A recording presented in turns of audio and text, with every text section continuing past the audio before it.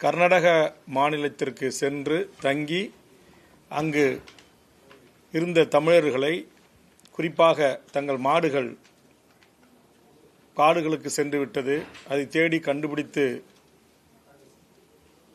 அதனுடைய தாயக இடமான அவர்கள் வாழ்கின்ற அந்த இடத்துக்கு கொண்டு வர வேண்டும் என்ற நோக்கத்தோடு 4 தமிழ்நாட்டு இளைஞர்கள் கர்நாடக வனப்பகுதிக்கு சென்றவர்களை கர்நாடக வனத்துறை அநியாயமாக, அக்கிரமமாக அவர்கள் மான் வேட்டையாட வந்தார்கள் என்று அவாண்டமான பழி சுமர்த்தி அவர்களை அருகில் அழைத்து விசாரிக்காமலேயே தமிழர்கள் என்று தெரிந்த உடனேயே அந்த தமிழில் பேசியது தமிழர் அதை புரிந்து கொண்டு அந்த இன வெறியோடு கர்நாடக வனத்துறை சுட்டு படுகொலை செய்திருக்கிறது. அந்தோணிசாமி, குமார், பீட்டர் என்ற 3 தமிழ்நாட்டைச் சேர்ந்தவர்கள், 3 பேருக்கும் திருமணமாகி குழந்தைகள் இருக்கிறது. இன்றைக்கு அவர்கள் மிகப்பெரிய மன உளைச்சலுக்கு ஆளாகி, பாதிப்புக்குள்ளாகி, கர்நாடகத்தில் வாழ்கின்ற அப்பகுதியினுடைய தமிழர்கள் ஆயிரக்கணக்கிலே திரண்டு போராடி இது திட்டமிட்ட படுகொலை என்று, இதற்கு நீதி விசாரணை வேண்டும், குடும்பத்திற்கு போராட்டக் குழுவின் சார்பாக 2 கோடி ரூபாய் ஒருவருக்கு நிவாரணம் வழங்க வேண்டும் என்று கோரிக்கை வைத்து போராடி இருக்கிறார்கள். போராடியவர்களை கர்நாடக காவல்துறை காட்டுமிராண்டித்தனமாக தாக்கி அதில் 5 கைது செய்து தற்போது காவல் நிலைய சித்திரவதைக்கு உள்ளாக்கப்பட்டிருக்கிறார்கள். இதை மிக வன்மையாக இந்த அனைத்து கட்சிகளின் கூட்டமைப்பின் சார்பாக நாங்கள் கண்டிக்கிறோம். கடந்த ஆண்டு இதுபோன்று கர்நாடக எல்லையில் மீன்பிடிக்க வந்தார்கள் என்று மேட்டூர் அருகே சேர்ந்த ஒரு மீனவர் குடியில் பிறந்த ஒருவரை அநியாயமாக இதுபோன்று அவரும் எல்லை தாண்டி வந்தார் என்று சுட்டு படுகொலை செய்தார்கள். ஏற்கனவே ஆந்திராவில் 20 அப்பாவி தமிழர்கள் கூலி வேலைக்கு சென்றவர்கள், சித்தாளுக்கு, கொத்தனாருக்கு போன்ற வேலைகளுக்கு சென்றவர்களை பிடித்து செம்மரம் கடத்த வந்தார்கள் என்று காடுகளிலே கட்டி வைத்து தீயிட்டு கொளுத்தி அவர்களை சுட்டு அநியாயமாக படுகொலை செய்தார்கள். இது இல்லாமல் நூற்றுக்கணக்கான உயிர்கள் ஆந்திரா காவல்துறை விசாரணையில் கொல்லப்பட்டிருக்கிறது. இன்னமும் நூற்றுக்கணக்கானவர்கள் தமிழர்கள் விசாரணையின்றி ஆந்திர சிறையில் இருக்கிறார்கள். ஆக தமிழர்களுடைய உயிர் என்றாலே ஒரு கிள்ளுக்கரையாக அண்ட மாநிலங்கள் நினைக்கிறது. கடந்த 2011-12 ஆண்டுகளில் ஐயப்பனை தரிசிக்க சென்ற விழுப்புரம் மாவட்டத்தைச் சேர்ந்த ஒரு கூலி விவசாயி சாந்தவேலை சுடு வெந்நீரை ஊற்றி அவர் துடிக்க துடிக்க இறந்து போனார். அதற்காக நாங்கள் நீதி கேட்டோம். செம்மரம் கடத்த வந்தார்கள் என்று அப்பாவிகளை சுட்டுக் கொள்கிறீர்களே என்று நாம் அப்போது கவர்னர் மாளிகையை 50,000க்கும் மேற்பட்ட தமிழக மக்களை அணிதிரட்டி தமிழக வாழ்வுரிமை கூட்டமைப்பின் சார்பாக மிகப்பெரிய போராட்டங்களை முன்னெடுத்தோம்.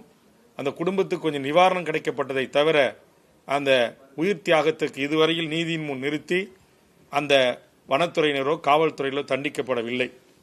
இங்கு தமிழ்நாட்டு மீனவர்கள் மீன்பிடிக்க சென்றால் சிங்கள ராணுவம் சுட்டு படுகொலை செய்கிறான். ஐயப்பன் கோயிலுக்கு சாமி கும்பிட போன அங்க மலையாளிகள் கேரள காவல்துறை வனத்துறை அடிச்சு கொள்றான். இங்க ஆந்திராவிலையும் தெலுங்கானாவிலையும் இது போன்ற நிலைமை ஏற்படுகிறது என்று சொன்னால் தமிழ்நாடு முதலமைச்சர் நான் இந்த நேரத்தில் வேண்டுவது, வட இந்தியர்கள் இங்கு தாக்கப்படுகிறார்கள் என்கிற ஒரு வதந்தி பறைய உடனேயே அந்த நாட்டுடைய துணை முதலமைச்சரிலிருந்து அந்த நாட்டுடைய சீஃப் செக்ரட்டரி தலைமைச் செயலாளருக்கு நிகரான அதிகாரிகள் குழுவை அனுப்பி வட இந்தியர்கள் இங்கு உயிர் அச்சம் இல்லாமல் வாழ்கிறார்களா என்பதை உறுதி செய்து நாட்டுடைய டிஜிபி, போலீஸ் கமிஷனர், ஜோனல் கமிஷனர்கள், ஐஜிக்களோடு கூட்டம் நடத்தினார்கள். ஆனால் இறந்து 24 மணி நேரம் இன்றைக்கு 3 அப்பாவி தமிழர்கள் பிழைக்கப் போன இடத்தில் சுட்டு படுகொலை செய்திருக்கிறது கர்நாடக அரசு. தமிழ்நாட்டு முதலமைச்சரிடமிருந்து ஒரு கண்டனம் கூட இதுவரையில் வரவில்லை. உடனடியாக ஒரு கூடுதல் தலைமைச் செயலாளர், ஒரு கூடுதல் காவல்துறை இயக்குநர் தலைமையில் ஒரு குழுவை அனுப்பி உடனடியாக கர்நாடக முதலமைச்சரிடம் இந்த குழு சந்தித்து பேச்சுவார்த்தை நடத்தி இந்த 3 கொலைகளுக்கும் உடனடியாக கொலை செய்த வனத்துறையின் மீது 302 கொலை வழக்கு பதிவு செய்து அவர்கள் நீதியின் முன் நிறுத்த முதலமைச்சர் அழுத்தமான வேண்டுகோளை முன்வைக்க வேண்டும். உயிரிழந்த குடும்பத்திற்கு உரிய நிவாரணத்தை கர்நாடக அரசிடமிருந்து பெற்றுத்தர வேண்டும்.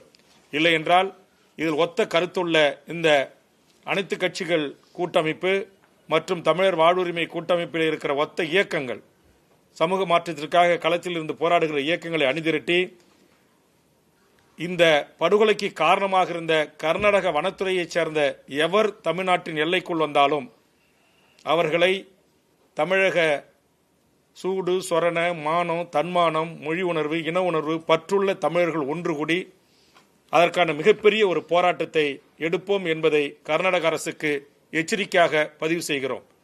தொடர்ந்து தமிழ்நாட்டு தமிழர்களை அங்கு அடிப்பதும் கொலை செய்வதும் வீடுகளை சூறையாடுவதும் பேருந்துகளை எரிப்பதும் என்கிற வன்முறை வெறியாட்டம் காவேரி மேகதாட்டில் இன்றைக்கு அணையை கட்டப்போகிறோம் என்று சொல்லிவிட்டதோடு மட்டுமல்லாமல் உச்சநீதிமன்றங்கள் காவிரி நதிநீர் ஆணையம் கூறிய தண்ணீரை மாத அளவில் திறந்து விடுவதற்கு நேர் மாறாக இன்றைக்கு அங்கு இருக்கிற விவசாயிகளையும் அங்கு இருக்கிற கன்னட வேதிய கும்பல்களையும் தூண்டிவிட்டு இன்றைக்கு தமிழ்நாடு பேருந்துகள் தடுத்து நிறுத்தப்படுகின்றன, சரக்குந்துகள் நிறுத்தப்படுகிறது, மகிழுந்துகள் நிறுத்தப்படுகிறது.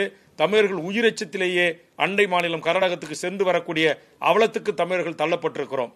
தமிழ்நாட்டு மக்களால் தேர்ந்தெடுக்கப்பட்ட அரசும் காவல்துறையும் அரசு இயந்திரமும் கள்ளமும் சாதித்துக் கொண்டிருக்கிறது. இதை நாங்கள் மிக வன்மையாக கண்டிக்கிறோம். ஆதலால் கர்நாடக அரசுக்கு எச்சரிக்கையாக நாங்கள் சொல்ல விரும்புவது, உங்கள் அரசு பேருந்துகள் எங்கள் மண்ணுக்கு வந்து போகின்றன, உங்கள் அரசு அதிகாரிகள் வாகனங்கள் எங்கள் மண்ணுக்கு வந்து போகிறது, உங்கள் அரசியல்வாதிகள் அதிகாரிகள் விமானத்தின் மூலமாக மகிழ்வுந்தின் மூலமாக எங்கள் மாநிலத்திற்கும் எங்கள் எல்லைக்கும் வந்து போகிறீர்கள். தமிழர்களுக்கு அங்கு இழக்கப்படுகின்ற அநீதி போல் நாங்களும் இங்கு திருப்பி அதற்கான நடவடிக்கைகள் இறங்கினால் இது இரு மாநில மக்களின் சகோதரத்துவம் பாதிக்கப்படும் என்கிற அந்த மாந்தநேய மனிதநேய அடிப்படையில் தமிழர்கள், அரசியல் கட்சிகள், தமிழ் தேசிய அமைப்புகள், இங்கு இருக்கக்கூடிய பெரியாரிய அம்பேத்கரிய மார்க்சிய சிந்தனையாளர்கள் நாங்கள் அப்படி சிந்திக்கிறோம். ஆனால் கர்நாடகா ஒருபோதும் அப்படி சிந்தித்தது இல்லை. அங்கிருக்கிற கன்னட வெறி கும்பல்களை தூண்டிவிட்டு அதற்கு பின்னால் அரசு பதுங்கிக் கொள்கிற இந்த மோசமான நடவடிக்கை முற்றுப்புள்ளி வைக்க வேண்டும். அதற்கு உரிய நடவடிக்கைகளை தமிழ்நாடு முதலமைச்சர் போர்க்கால அடிப்படையில் எடுக்க வேண்டும் என்று இந்த நேரத்தில் நான் வலியுறுத்தி கேட்டுக்கொள்கிறேன். இதை செய்ய அவர்கள் தவறினால் நிச்சயம் வேறு விதமான விளைவுகளை கர்நாடக அரசு இயந்திரம் தமிழ்நாட்டில் சந்திக்கும் என்பது எச்சரிக்கையாக நான் பதிவு செய்கிறேன். நன்றி. வாங்க.